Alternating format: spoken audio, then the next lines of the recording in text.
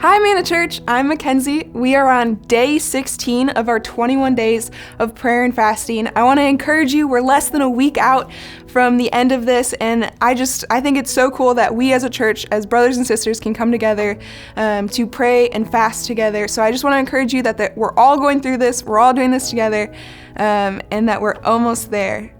So for our devotional today, I will be talking on wisdom and how we need wisdom to live our lives well. I thought this was really interesting of a topic for me that they had given me to speak on, just because I am one of the youngest people on staff here, and so I just figured there are so many more people on staff who have larger degrees than me. They've been in school longer, they are older, therefore they have more life experience. So I thought that it was an interesting idea for me to be speaking on wisdom. But after getting into this, I was reminded that that's not what wisdom is. Wisdom isn't your degree. That's not even how we receive wisdom, is through life experience.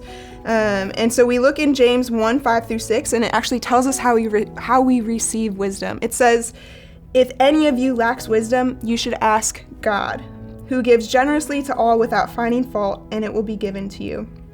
Notice what it doesn't say. It doesn't say if you lack wisdom, go back to school. It doesn't say if you lack wisdom, wait 10 years to gain more life experience and then come back and make your decision. No, it says if you lack wisdom, you should ask God, who gives generously. So there isn't even a requirement of how much you're willing to give in order to get back from God. It's saying he will give wisdom generously to you.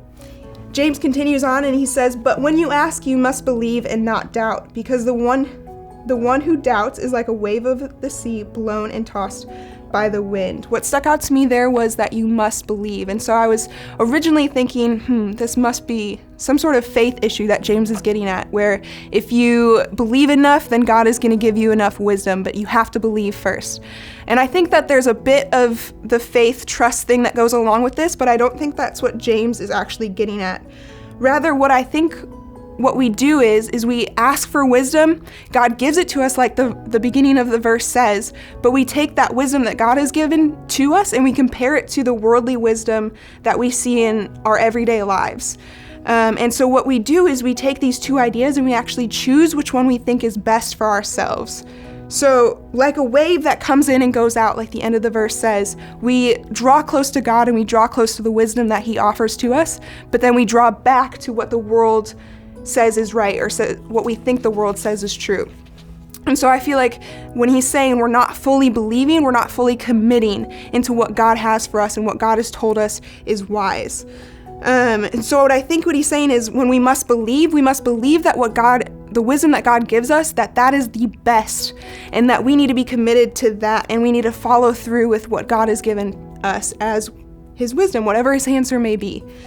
So though God's wisdom is radically different than worldly wisdom, I promise you that it will help us live our lives well. In Proverbs 2:6, it says, "For the Lord gives wisdom. From his mouth come knowledge and understanding." Again, there's that idea that for the Lord gives wisdom. It doesn't give any requirements of him giving wisdom. He gives it.